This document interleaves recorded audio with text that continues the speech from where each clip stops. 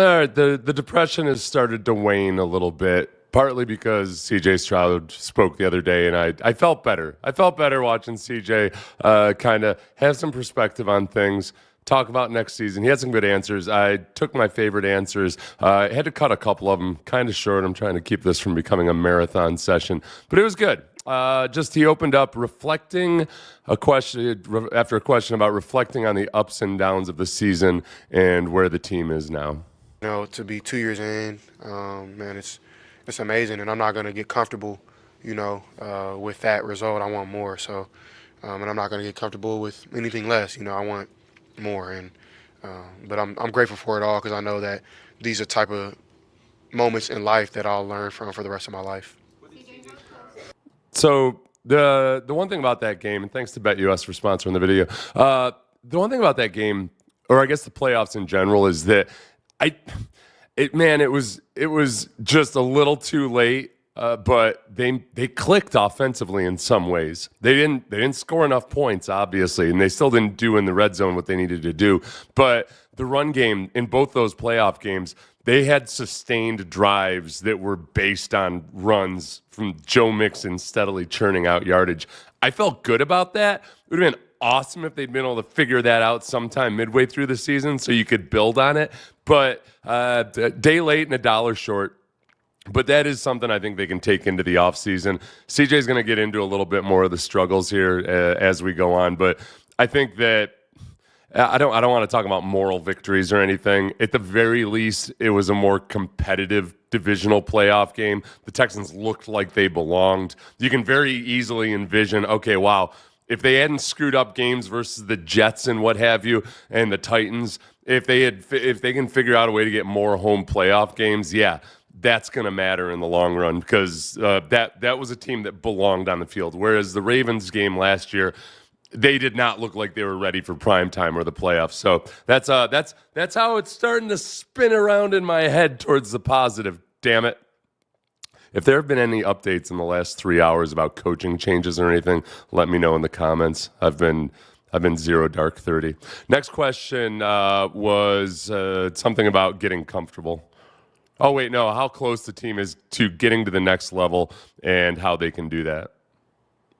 Yeah, I think we're really close, and to get to that level is really first it starts with communication, and hard conversations have to be had. There has to be things fixed and things worked out, and just really honest conversation. So. Yeah, okay. So the hard conversations comes up a little bit later. Somebody has to follow up a few questions later. It gets really interesting. Yeah, hard conversations have to be had. Clearly, the Chris Strausser, the offensive line coach, according to Aaron Wilson, is going to be retiring unless that was officially announced today. And this is where I think a lot of you have the same questions as I do.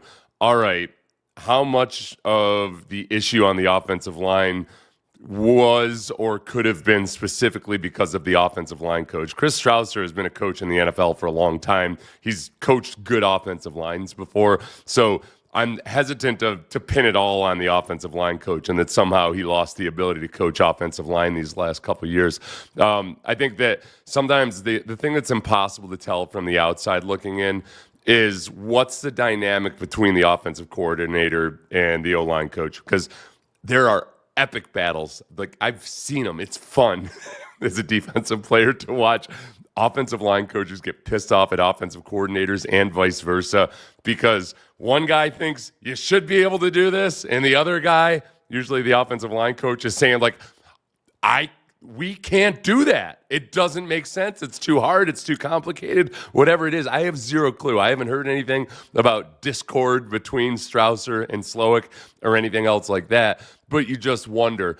I would hope that somehow Chris Strausser, who reportedly was the contemplating retirement before the season, maybe that somehow just him being 1 foot in led to the disaster that was the offensive line this year. That would be nice. I tend to think that it's probably a little bit more complicated than that, and I would point to the execution on screens, some of the stagnancy in the offense and their inability to adjust early on to seeing so much cover two, that there were, if it was Chris Strausser's fault, that it was still something that involved Bobby Slowick. We'll see. D'Amico Ryans gave a very short answer about Bobby Slowick's improvements during the year. I think he's giving an honest evaluation of everything. As far as CJ, you'll see in this press conference, he doesn't blame Bobby at all. I think like CJ's trying to find that spot where, hey, I'm a player and I got to try to work with my coaches that I have and make the best of everything. So he doesn't give any hints that that he wants Bobby out. And you just never know. I think he's turning into the consummate professional where he's not going to show his hand on any of that. Next question was about what CJ Stroud learned about himself this season. I learned, that you can't get comfortable. There's one thing in this league, being comfortable will get you got. And, I think for me, I wouldn't say that I was comfortable, but I definitely had a feeling like I knew I was going to do well. And even that's dangerous, so. And I would say, man, it's cliche, but you really can control what you can control. Control the controllables. If you can't control it, you can't let it stress you. Yeah, that balance between extreme confidence and humility is probably one of the hardest things for high-level performers like quarterbacks and pitchers and golfers and anybody else to find, because you got to be the cockiest guy on earth, but you also got to understand how hard it is to justify that cockiness.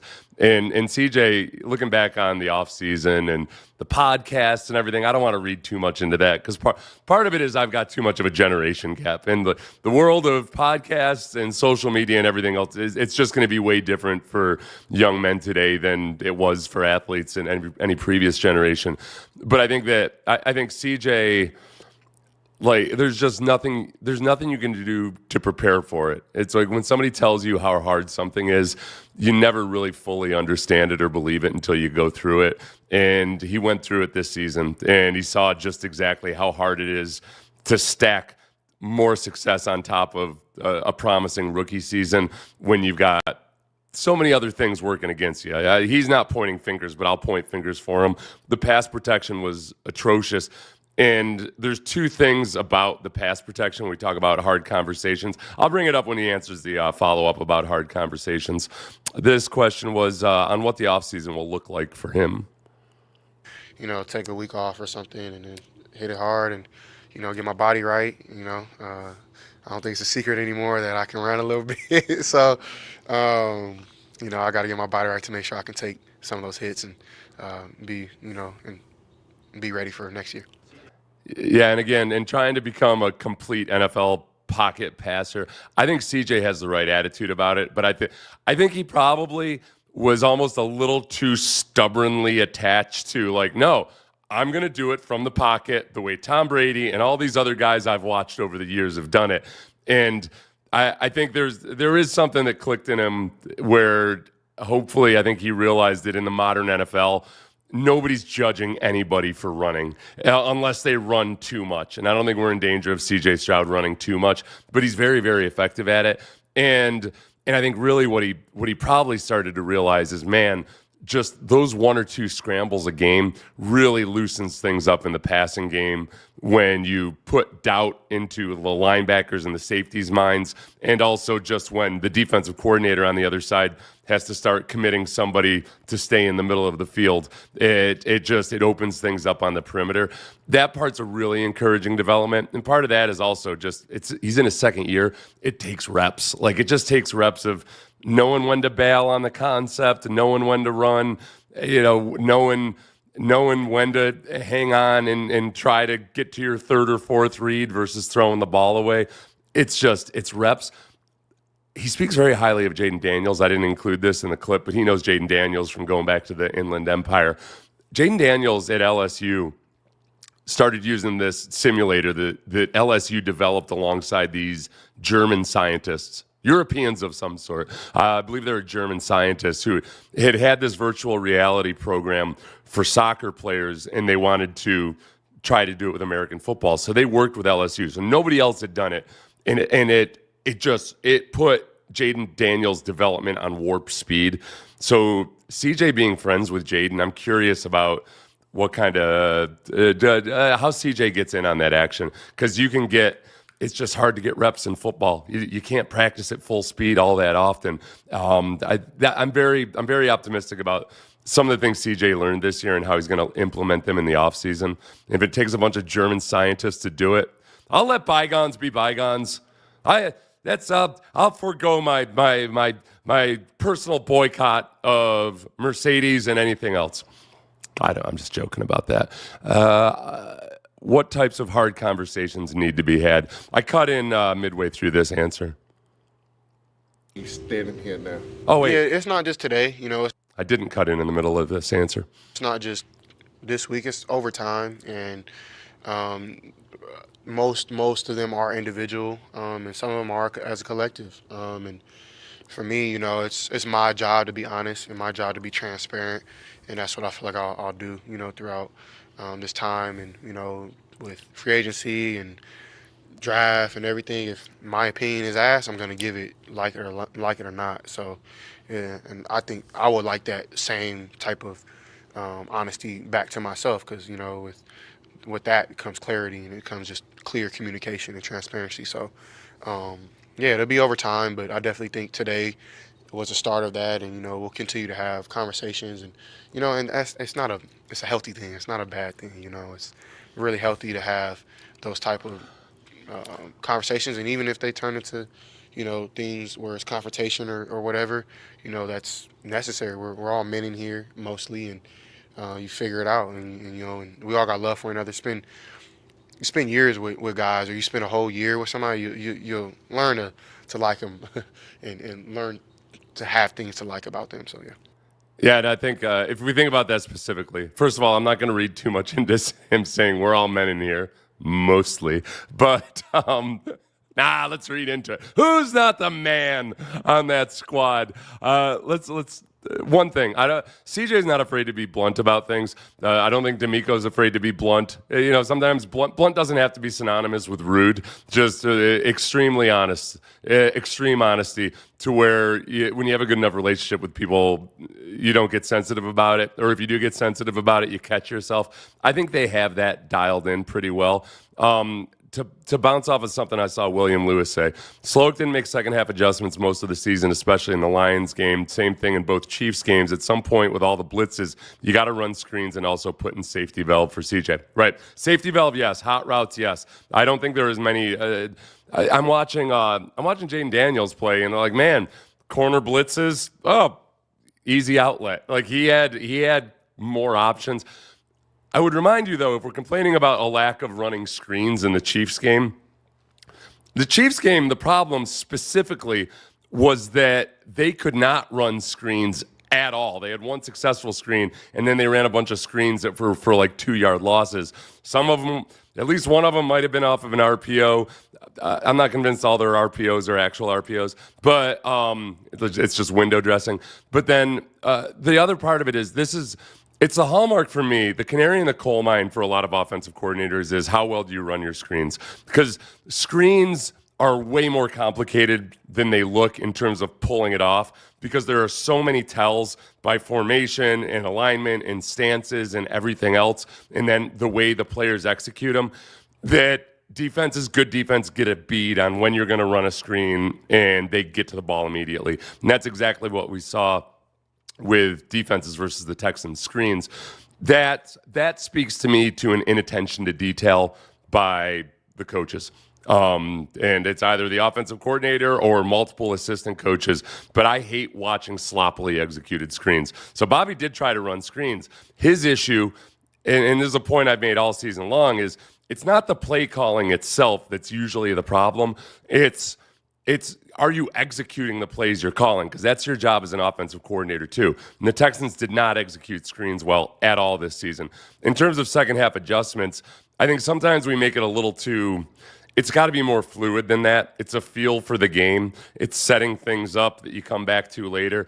And I think Bobby understands that academically, but I don't think he necessarily has an actual real feel for it. And he's only in his second year as a play caller. Maybe that's somewhat understandable. But I don't. And then the third thing, when we come to hard conversations, there are hard conversations that you're thinking about as a player, as a coach sometimes, I just know this from having conversations with coaches about this, that you got to table it until the end of the season, because sometimes it's a systemic thing. Sometimes it's like you can't be having a come to Jesus meeting every single week and like try to switch everything around, because it's not going to work and it's going to be just too much of a disruption. I think some of those conversations, it's not that you're being dishonest if you don't have it during the season, but it might not be your role or your spot. And I think maybe some of those conversations will be had, really hard and open conversations about the way they operate or the way they're doing things. And I guess we'll find out by the end of this week. D'Amico said he's taken this week to make all his decisions on staff and whatnot. So we'll find something out pretty soon on evaluating the job Bobby Slowick did this year. Speak of the devil. Yeah, I think he did. He did great. I think he, as time went on, he got better and better and better, and was learning from his past and what he did in San Fran, learning from what he's done on the defensive side, and put into his own scheme. So I definitely think that he has a lot of success coming his way, and I've been honored to have it with him and hopefully keep it going. So I'm definitely on Bobby's side and appreciate him for all the things he's taught me and how great he's been in my career so far.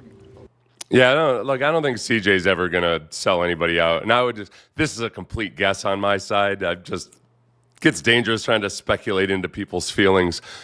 It just strikes me that CJ's kind of he's a ride or die type of guy, and he doesn't want to just bail on people, despite the fact that any offensive coordinator is not going to be as good in his second year as he is in like his fourth or fifth decade, like perhaps Andy Reid. That's where it gets tricky or dicey. So if we think about, all right, Chip Kelly, for instance, just won a national championship as the offensive coordinator for the Buckeyes and has a relationship with D'Amico Ryans. D'Amico's got to sit there and think, all right, well, if D'Amico were to consider Chip Kelly, maybe just trying to money whip him into getting back into the NFL, Chip Kelly's proven. I think Chip Kelly as just an offensive coordinator and not a head coach in the NFL would be really interesting, because I think the way he operated his offense in the NFL in all of his stops was still, it was awesome in some respects, but it was way too up-tempo to have a balanced effort offensively and defensively. His defense is generally, every year he was in the NFL, would be like in the top 5 for total number of snaps taken. And that wears on you towards the end of the season. So I'd be fascinated to watch him operate as an offensive coordinator, but with D'Amico Ryans as his boss. That would be really interesting. But you almost get into 10 years ago, all right, I don't know, the Bitcoin, all right, I kind of get the concept and the theory, but probably, come on, seriously? I feel about Bobby right now like a little bit like Bitcoin. Yes, there's reasons theoretically that it should work, but who really knows? Buy Kodak. Kodak's where it's at. The disc camera. Everybody knows the disc camera is all buy something proven like Kodak. I feel like Bobby is Bitcoin, or he's the Hawk Tuah girl's currency. It's one of the two. So you're either going to gamble and he's going to end up being brilliant, or it's going to be Hawk Tuah currency, and you're going to be just screwed and left crying on the side of the road as Cliff Kingsbury gets another. I hope Cliff Kingsbury. That's a whole nother topic. Good job, Cliff Kingsbury. I was very, very skeptical of Cliff Kingsbury in Washington, and I am a big walking, freezing cold take on that one. Let's see. On how much having the same offensive coordinator his first 2 seasons provided stability, and how that could continue into year 3. Yeah, I don't know how people can bounce from coordinator to coordinator. I know that I can't imagine. That's probably really tough. So I definitely don't recommend that. I definitely think you can find a rapport with a guy and build that. Do it to the best of your ability. It would be great. To have 3 years with that same scheme. That same type of X's and O's and things like that would be great. So, yeah.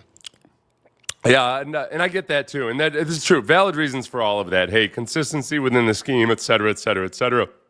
We saw Ben Roethlisberger work through multiple different offensive coordinators who had very different styles at times, and that worked out fine. I think good quarterbacks can figure it out. The concepts and everything else, and it's largely the same. Teams are basically running the same stuff. They just use different terminology and different run pass frequency and play selection and all of that. But it's a matter of picking up the terminology and the nuances of a coordinator. It's the analogy we were using this morning was like if you got an old rifle, like an old 30-odd that you really, really like, and you just know it, and you just got a feel for it, and you can dial everything, and it's no big deal. That's great, but if all of a sudden you get a sniper rifle with like a $5,000 infrared scope on it, you become a much better marksman. There's a learning curve in getting used to the new rifle, but you're gonna be better with the better equipment. So is Bobby a sniper rifle, or is he just a trusty old 22 that you can shoot pigeons with? Whereas a guy like Chip Kelly or somebody else might be a sniper rifle. I don't know. I swear to God, if somehow YouTube finds a way to strike me for that, just a casual discussion of firearms, what am I going to do? I'm not going to do anything about it. I'll complain about it a little bit. On how much having to say, let's see, on what he feels they have to do to get over the hump. And he talked about, I cut this answer off halfway through, or I started halfway through. He talked about the off-season work, but then how that transfers into the season. Those moments is in the off-season, the installs of like protections and route depth and being really hard. Like I look at like some of the best offenses in the league this year. Like you look at Minnesota, Detroit, Tampa Bay doing great things, throwing the football. I can go on and on about great offenses. To me, what it seems like they do the same things that they do all season and just get really good at it and just switch up how they do it. The same guys run some of the same routes, and then you do stuff off of that. And so I think that is something that you build in OTAs and guys being around and watching tape together. So I think that's the way we get over the hump, is taking things like that a lot more serious. Yeah, so a lot to dig into there as far as just philosophically. Yeah, they do the same thing, but they get into it different ways, different formations, different motions, all of that. You try to put as much window dressing on it as possible so the defense doesn't get a beat on you with your tendencies, but you end up running the same stuff. And CJ loved Drew Brees, and Drew Brees was famous for just going out before the game and with each of his guys running the same routes over and over and over and over and over and over again, to the point where it gets where that's how Drew Brees got away with being a shorter quarterback, was that he could throw the ball blindly at times. He knew where the guy was going to be. He knew the timing and the rhythm. This year, the fact that the Texans were seeing so much cover two early on seemed to catch them by surprise. And I put that on Bobby, like, for not anticipating that. You've got three studs out there like that. Like, what did you think was going to happen? Like, did you think they were going to start just blitzing you all the time or just playing aggressive man or something? You got three guys out there who can beat man. You're not going to see man all the time when those three guys are out there. And they didn't have answers for it. And they also couldn't run the ball, which is another just common, easy solution to seeing a bunch of cover two, is run the ball. They couldn't run the ball effectively and consistently. They get a nice shot play out of, Joe Mixon here or there. So that comes back to the offensive coordinator stuff again, which will be, it's either going to be selfishly, just as somebody that's on sports radio every single day, I would like a new coordinator just because it'll be fun, it'll be new juice, and we can imagine and have all these kinds of, if Bobby's retained, it's going to be an offseason of listeners complaining about the fact that Bobby is still here and me trying to figure out reasons to not myself go crazy or try to figure out exactly how they're going to get better. But at the end of the day, just having to try to trust that D'Amico and Caserio made the right decision. Next question. I think this is the final one I put in here. On if he now understands the pressure of what it means to be a franchise quarterback. You don't understand, man. Like, honestly, and people probably look at me like I'm crazy, but you don't know what it comes with until you put on the shoes. And it's easy to say, like I just kind of alluded to earlier, it's easy to say, well, you should have did that, you should have did this. Like, I came to the league 20, 21 years old, like, still pretty young. And at that time, I'm thinking I'm a grown man. Like, yeah, I got everything figured out. I really didn't, and I still don't. Like, I'm still trial and error, and I'm still making mistakes, learning from failures, learning from successes, learning from valleys, learning from mountaintops, learning from it all. And I'm grateful to be doing that. So, yeah, I'm now trying to figure it out, and I'm still have a lot of things to learn from, and got a lot of great people around me to help me with that. Yeah, CJ, welcome to the rest of your life when you will perpetually be looking back and reflecting how dumb you were 5 years prior. I remember I was driving to college with my mom once. I must have been like 20, and so my mom would have been 41, and I asked her, I was like, when did you really feel like you're an adult? Because you're a 20-year-old college kid, you don't feel like an adult. And she's like, I'm waiting for the day that I feel like an adult. Yeah, I think that's part of the humility part, I think, that comes with it. You come in, and I don't blame CJ for it at all. I actually am impressed that he's kind of acknowledges and is open about the fact that he realizes that, man, all right, for a guy, I think CJ really tries hard to be humble. It's just, and it's hard for a guy like CJ, who's very religious and very devout. I think it's what's this the quote from the Bible? It's easier for a camel to pass through the eye of a needle than for a rich man to get into heaven. Man, when you're somebody who's very, very religious and you're also thrust into fame and wealth, it doesn't get any more worldly than that. I mean, you are literally being broadcast to the world and people around the world, especially our world in America, but not these days in the NFL. It's worldly AF. That's what my preacher told me. Worldly AF. And it's hard, man. And it's hard to maintain humility when everybody is telling you how awesome you are. And some guys are really annoyingly unaware of that irony or dynamic in the NFL. Some of the Bible thumpers are like the big hypocrites. CJ's not that guy. I think, and I do think that that's where, aside from all the normal ways that his faith will help him, specifically when it comes to being in the position he's in, he talked a couple weeks ago about kind of recommitting himself to walking in step with the Lord. I can't remember what phrase he used. But I think that's like, with or without religion, just you can have the same conversation about anybody that's in the position he is.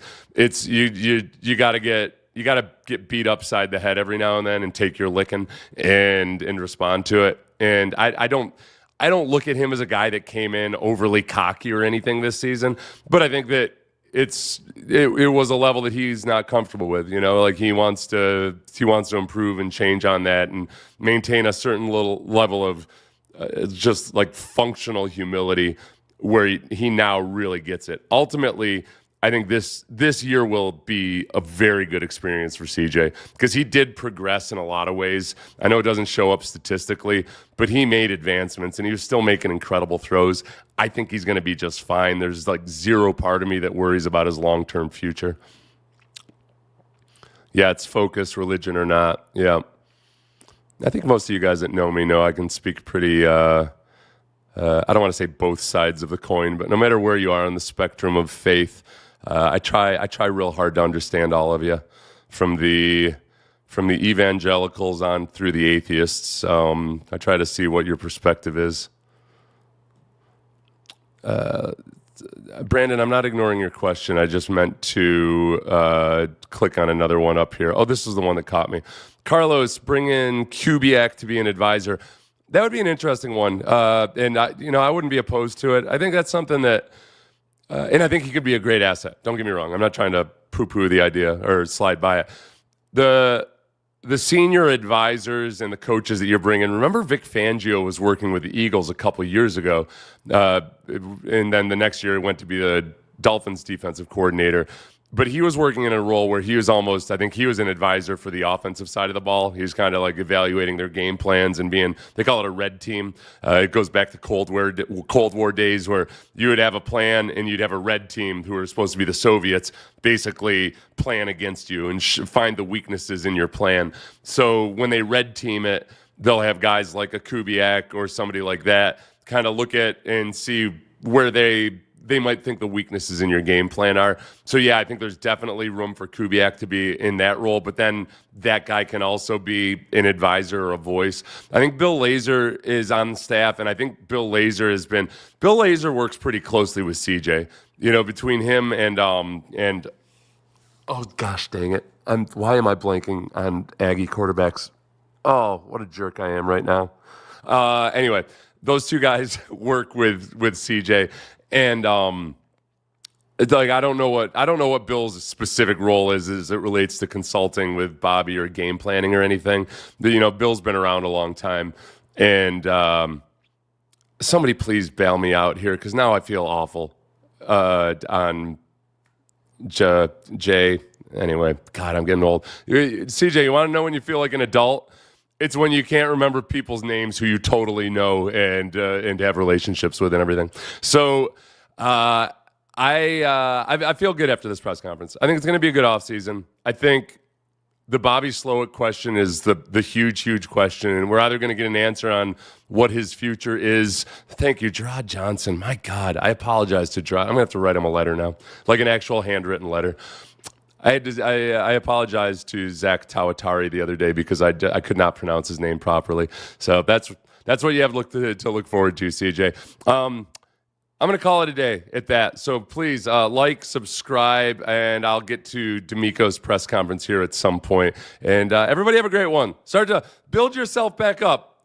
Do your affirmations, read some books, do something. That book that I read that A.J. Brown was reading, Inner Excellence, I actually highly recommend it. I'll put a link to it in the comments here. If you need to pick yourself up and figure out, like, all right, I'm going to be better than the miserable SOB that I've been these 2 days after the Texans lost that playoff game. Yes, Inner Excellence and so forth. Godspeed to everybody.